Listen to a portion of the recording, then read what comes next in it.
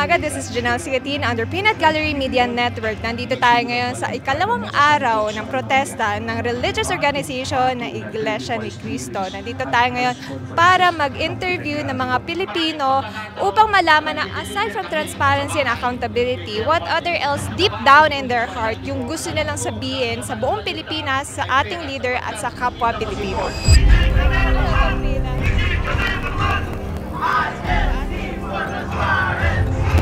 Nay, ano pong masasabi niyo sa mga leader natin ngayon? Hindi, ang galing. Ang galing. Magaling po saan? Korupsyon. Kayo po, ano pa yung personal niyong nararamdaman bilang Pilipina na ganito yung nangyari sa atin ngayon? Siyempre, iinis ka. Kasi, kumbaga, yung mga dinadanas natin, mga kahirapan ngayon, hindi sana ganun katindi kung hindi naman talaga ganun ang natin. Kumbaga sa makakaisod-isod tayo, kaya nga lang, dahil nga sa pangyayari yun, ayun, bagsak tayo. Ano yung isang bagay na pinaka-proud ka na kahit anong mangyari, proud ka na ito, meron akong ganito? Yung pagiging Iglesia ni Cristo. Alam mo, sa totoo lang, kung hindi ako Iglesia ni Cristo, hindi ko rin alam kung ano ba ako ngayon. Baka katulad din lang na iba na halimbawa yung mga desperado na ganun. Pero palibhasa sa iglesia, meron gumagabay talaga kung saan ka lalakad. Di okay naman. Siyempre, nagpapasalamat sa Panginoon Diyos. Una, sa Kanya dahil niloob niyang ako'y maging Iglesia ni Cristo. At sa pamamahala na siyang kasangkapan ng Panginoon Diyos para sa ikaayos ng Iglesia, para sa kasakdalan, para sa kaligtasan. Bukod sa transparency at accountability, ano pa yung nilalalim ng puso mo na gusto mo ipaglaban ngayon? Sinusubaybayan ko kasi talagang dun ako sa do not bend the law. Yun talaga yung inaano ko rin. Maliban dun sa transparency, accountability and justice, masyado kong inaano yung kay ka Marcoleta na do not bend the law. Yun lang. Tama. Ano pong masasabi nyo sa mga leader natin ngayon? Wala tayo dito sana kung okay. Yung mga leader na dapat nagpapatupad ng batas, 'di ba? Na pumoprotekta sa atin. So kaya tayo nandito para makamit yung hustisya para sa mga nasasalanta ng korupsyon. Actually, korupsyon yung sumalanta, hindi yung bagyo, 'di ba? Kasi kung titingnan mo, natural lang yung bagyo eh. Ang nakakasalanta talaga sa tao, hindi yung bagyo, kung hindi yung korupsyon. Kasi kung dapat maayos yung ating flood control, kahit may bagyo, madali eh. Tulong-tulong naman tayo, ma-overcome natin yon. Unlike pag may korupsyon, ilang tao lang yung nakikinabang. Ilang tao lang yung kumakamal yung budget o pera, ilang tao lang yung nakikinabang. Paano nyo po nababalanse yung pananampalataya saka yung versus yung pagiging mamamayang Pilipino? Konsensya. Kulang sila sa konsensya. Puro sarili lang nila yung iniisip nila, hindi nila iniisip yung kapakanan ng mga mamamayang Pilipino. Ano po ba yung gusto nyong sabihin sa mga leader natin ngayon na mga naluklok? Sana ma'am, tigilan na nila yung pangungurakot ma'am para lahat ng Pilipino ma'am ay maganda na ang magiging kalagayan ma'am. Ano na lang po yung gusto yung sabihin sa mga kabataan ngayon? Lalo na 3 taon na lang magkakaroon na ng bagong leader. Magkakaroon tayo ulit ng bagong tsansa para mag-elect ng bagong leader. Ano pong gusto nyong ipaalala sa kanila bilang Pilipino? Sana sa mga kabataan ma'am na mag-isip sana sila ma'am na yung mga kunwari luluklok nila ma'am talagang yung mapagkakatiwalaan ma'am. So ano po yung nararamdaman nyo na may ganito po tayong gathering ngayon?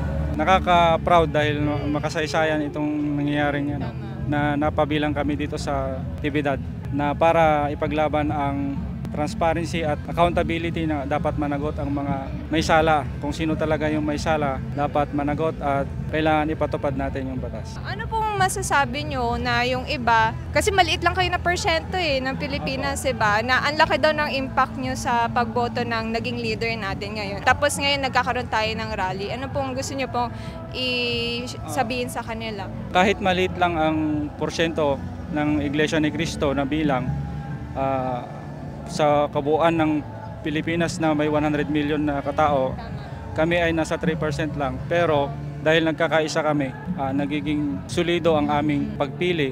Pero kahit naging ganon, yung mga napili namin ay hindi nila ginawa yung inaasahan namin dapat nilang gawin. Hindi kami pwedeng manahimik na lang. Kailangan din ay kumilos kami kasi pag wala kaming gagawin, mas masahol pa kami doon sa kalaban. Bukod po sa transparency tsaka accountability, kayo po, ano po yung parang pinakahugot nyo? Bakit nandito din kayo? Para sa amin, yun nga po, na ipapahayag din namin. Nasasagot din yung mga katanungan ng bawat isa at nabibigyan kami ng katarungan. Sana mabigyan ng katarungan, yun na po. Ano po yung gusto nyong sabihin sa mga leader natin ngayon? Makonsensya na lang sila, naibigay nilang para sa amin at maging matuwid na lang. Ano yung gusto mo namang sabihin sa mga leader natin na ito yung nangyayari sa Pilipinas ngayon, sa mga Pilipino, ang daming naapektuhan? Sana po hindi lang po nila dinggin or hindi lang po sila makinig. Sana po gumawa po sila ng paraan para po sa ikauunlad ng bansa. Ano na lang yung isang bagay na gusto mong sabihin sa kapwa natin Pilipino ngayon, sa nangyayari sa atin ngayon? Dapat mag-isip mabuti ng gawin kung anong dapat natin pipiliin, kung sino ang dapat nating pipiliin na mamuno. Dahil napakahalaga ng pamumuno ng isang leader. Doon na kukuhan yung yung kahirapan. Pag nadadamay yung mga katulad namin mahirap. Dahil sa kawalangian na, buti na. Meron dyan, sinusugal pa.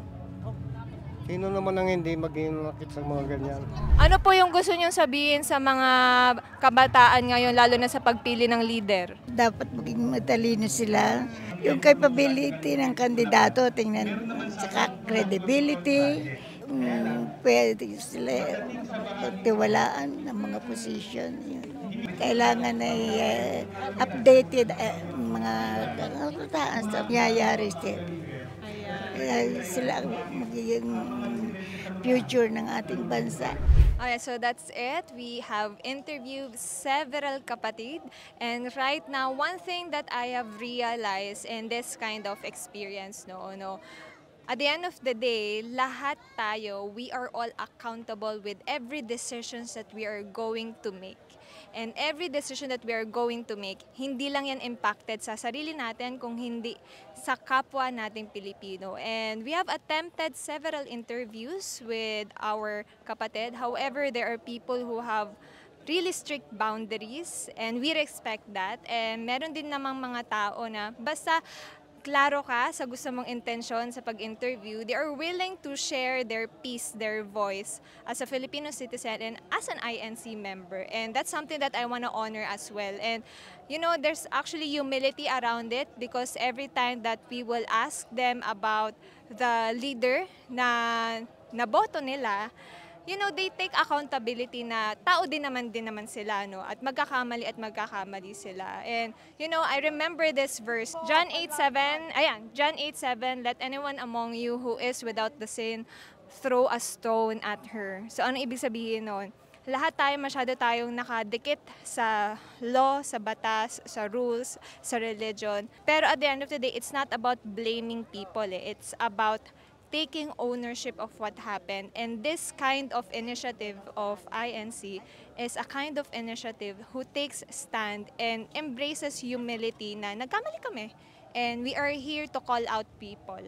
And I just hope for everyone who are watching this to stop the blame, but to be open and to really check in with yourself.